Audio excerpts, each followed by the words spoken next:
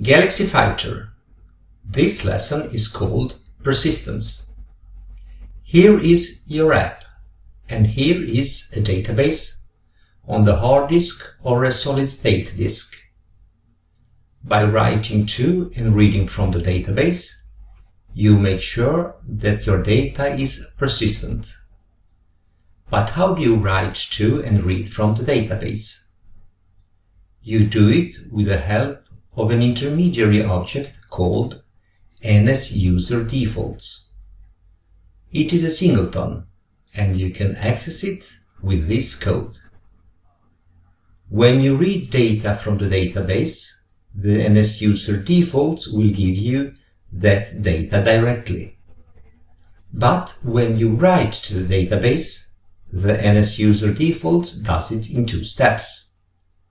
It first writes to a cache and then waits on a synchronize instruction from your program before it writes it from the cache to the database.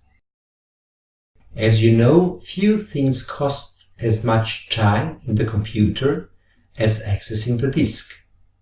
And that is why NSUserDefaults lets you control when that should happen.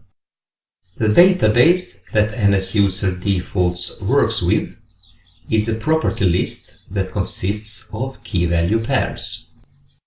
From the beginning, this list is empty. What happens when you issue a read command? You ask NSUserDefaults to get an integer for a key called level key. NSUserDefaults will look in the database and see that there is no key called the level key. Hence, it will create one and put a 0 into it. And it will return that value to your program. So now the level value here is 0.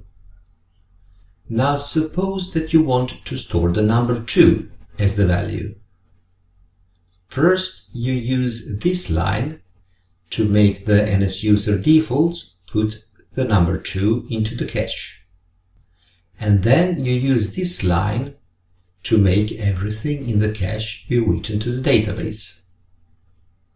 Now when you read the value, the NSUserDefaults will return number 2, which will be the value that level gets. Equipped with this knowledge, we can now go to Xcode and make the needed parameters of the game persistent.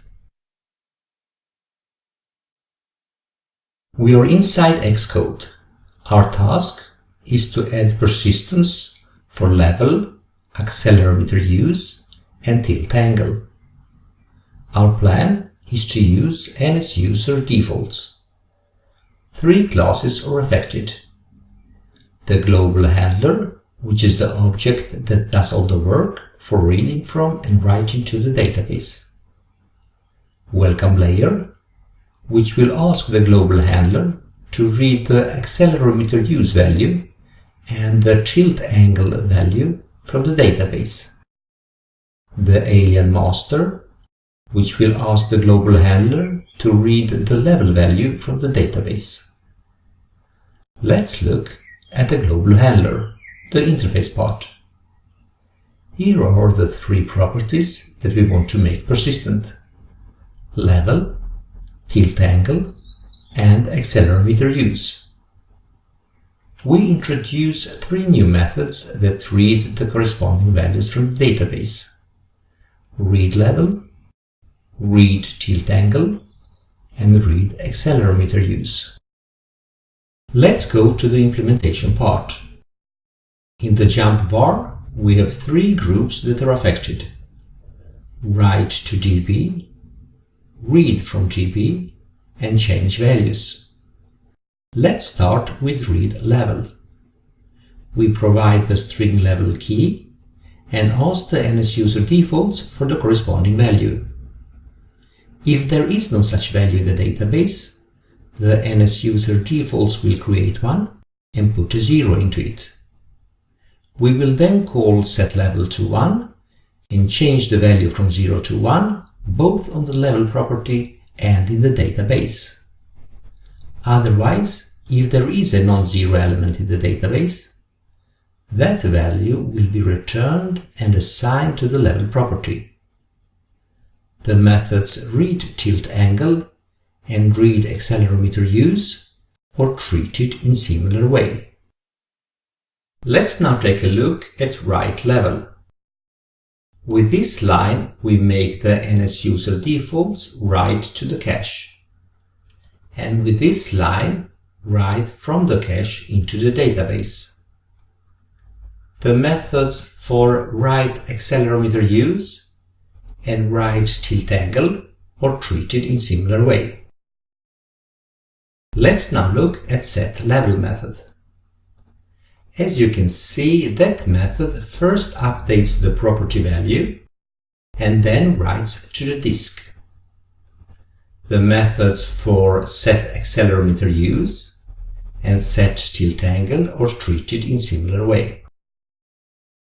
Let's look at Welcome Layer, the implementation part. In the init globals, we read the tilt angle and the accelerometerUse from the database. Let's also look at Alien Master, the implementation.